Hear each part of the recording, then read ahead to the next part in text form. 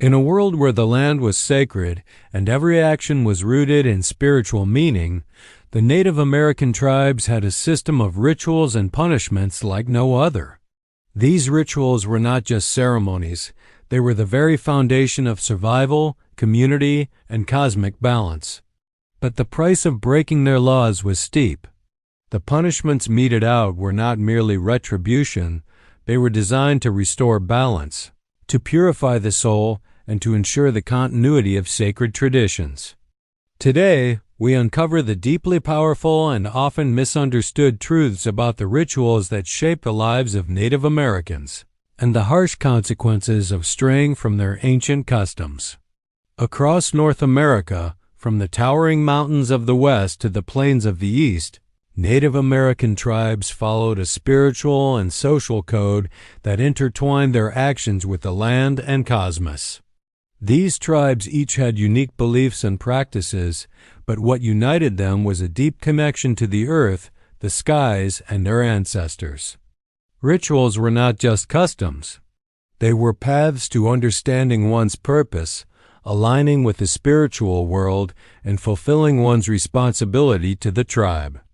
At the heart of these rituals were rites of passage ceremonies marking important transitions in a person's life. Among the Plains tribes, the vision quest was a central practice, typically performed by young men seeking guidance from the spiritual world. This ritual was a test of endurance, strength, and willpower. Young boys, often in their teenage years, were sent into the wilderness alone for days, sometimes weeks, to find their spirit guide. The experience was both physically grueling and mentally challenging as they fasted and prayed, awaiting a vision or sign from the spirits.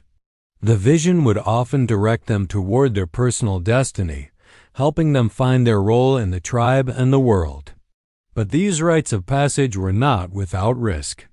The initiation rites involved great physical and mental endurance. Some tribes, such as the Lakota, required young men to undergo the sun dance, a ritual where participants would dance, fast, and even pierce their bodies as a symbolic sacrifice. The sun dance was a painful test of both spiritual devotion and physical strength. Participants would attach themselves to a tree by piercing their skin and hanging from the tree for hours, sometimes days, enduring the pain in order to communicate with the divine and seek guidance. This connection between physical endurance and spiritual enlightenment was a defining characteristic of Native American rituals. However, there were also rituals that focused on the collective welfare of the tribe, guiding the actions and behavior of individuals to ensure harmony within the group. While these rites of passage focused on spiritual growth and community bonding, the tribes also employed a complex system of punishments for those who violated the tribe's sacred laws. In many cases, violations such as theft, betrayal, or dishonoring elders were considered not only personal offenses but spiritual ones, disrupting the harmony of the entire tribe. Take, for example, the Iroquois Confederacy, a union of 6 nations that governed through a sophisticated system of governance and spiritual law. The Iroquois had a clear and strict code of conduct where the chief's words were regarded as sacred, and to disobey the laws was to disobey the spirits themselves. Punishments for violations were meted out with the intention of purging the individual's wrongdoings and restoring balance. Shunning was one of the most common punishments. The individual who broke the law would be exiled, forced to live apart from the tribe, often facing the harsh realities of the wilderness. This form of punishment was designed to allow the offender time for self-reflection, with the hope of a future reintegration into the tribe, purified and repentant. In other tribes, the punishment could be more physically demanding. The Apache tribe, known for their warrior culture, practiced a form of punishment for dishonoring the tribe, often involving a scalp ritual. While scalping is often remembered as an act of war, it was also a way to mark a person who had violated the sacred rules of the tribe. This was a deeply symbolic act, intended to strip away the person's identity within the tribe. However, the punishment did not mark the end of the person's journey. It was simply a way to bring them back into alignment with the tribe's spiritual and social laws. Meanwhile, tribes like the Navajo practiced different forms of purification as punishment. For offenses such as theft or lying, the Navajo would often perform sweat lodge ceremonies, where the offender would be immersed in intense heat and steam, purging not only their physical impurities but also their spiritual wrongs. These sweat lodge rituals were a form of spiritual cleansing, designed to restore balance within the offender's soul, allowing them to be reborn spiritually. The intense heat was meant to symbolize the purification process, and the sweat lodge itself served as a womb where the offender could emerge cleansed, both physically and spiritually. In many cases, these rituals were not solely punishments, but were intended as opportunities for spiritual growth and redemption. They allowed individuals to reflect on their actions, seek forgiveness, and ultimately be reintegrated into the tribe. While the punishments could be severe, they were never without a chance for healing and rebirth.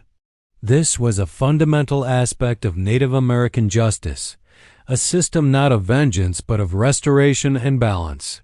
Punishments in Native American tribes were not seen as mere consequences, but as ways to bring about spiritual renewal. When someone went astray, the tribe would ensure that they were given the chance to right their wrongs, not just in the eyes of their community, but in the eyes of the spirits who governed the world. Through ceremonies and rituals, both individuals and the tribe as a whole could seek spiritual purification, ensuring that harmony and balance were restored. Rituals of justice and the spiritual rebirth. In the intricate web of Native American societies, rituals played an essential role, both as a means of personal transformation and as a mechanism for preserving harmony within the community.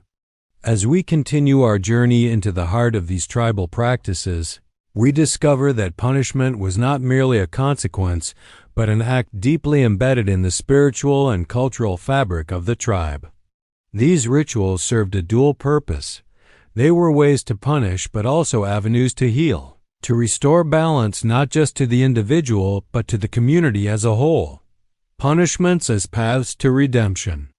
Many Native American tribes had a profound understanding of spiritual justice, where punishment was not an end, but a means to an end. When an individual committed an offense, the community did not simply abandon them. The punishment, whether severe or mild, was designed to purify and to reinstate the offender's relationship with the tribe and the spirits. In the Hopi culture, for example, punishment for severe offenses was often centered around spiritual cleansing.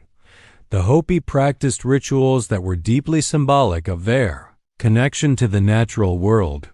When someone violated the tribe's sacred laws, whether through theft, adultery, or dishonoring spiritual customs, they were often subjected to purification ceremonies.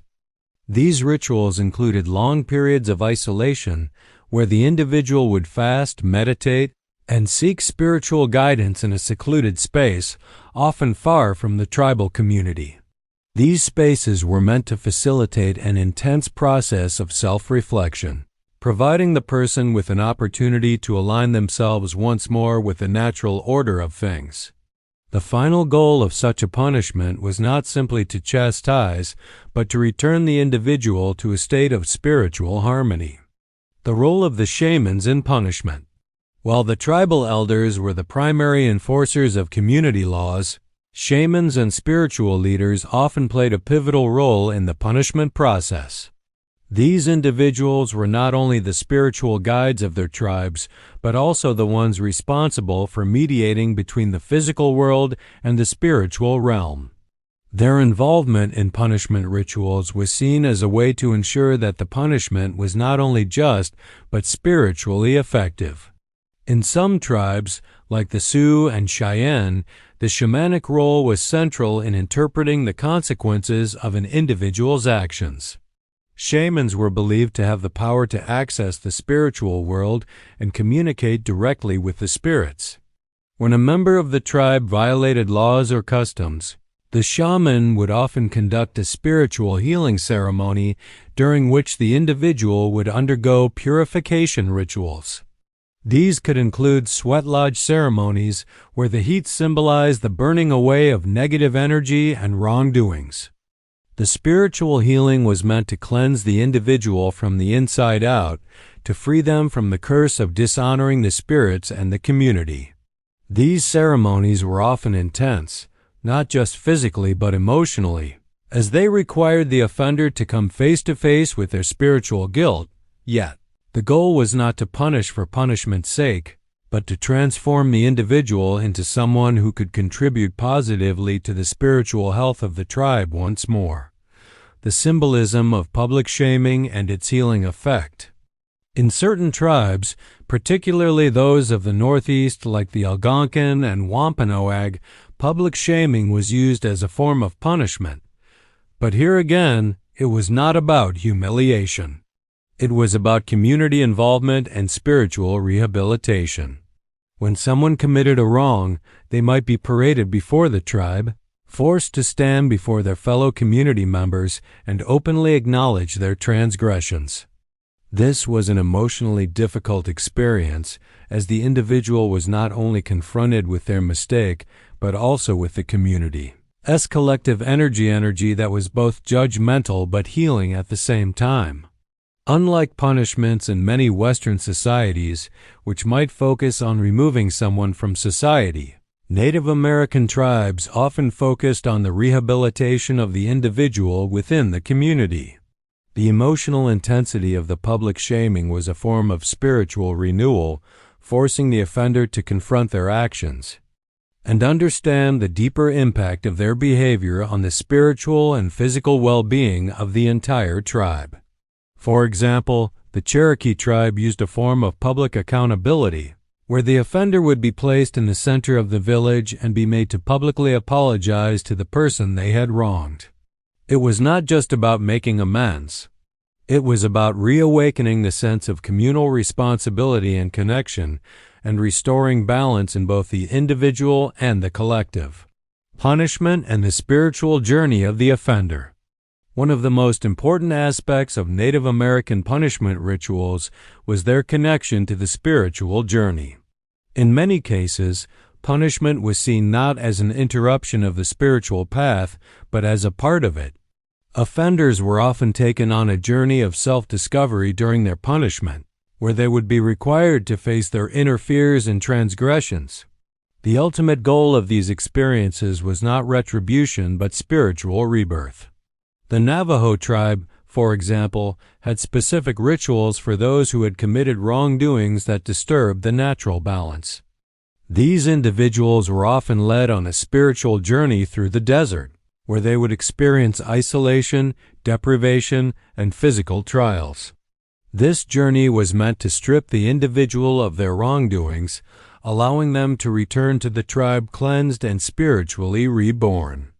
In some instances, the punishment would involve fasting or undergoing rituals of purification that would help the person reconnect with their inner spirit. The process was deeply personal, often leading to transformational experiences that would realign the person with the tribe's spiritual practices. Punishment as an instrument of social cohesion, while the individual's spiritual healing was the primary focus of Native American punishments. There was also a significant communal aspect to these practices. Many tribes understood that the health of the individual was intrinsically tied to the health of the community. If one person strayed, it could disturb the spiritual harmony of everyone. Thus, punishments, while aimed at the individual, were also seen as a way to restore balance within the tribe as a whole.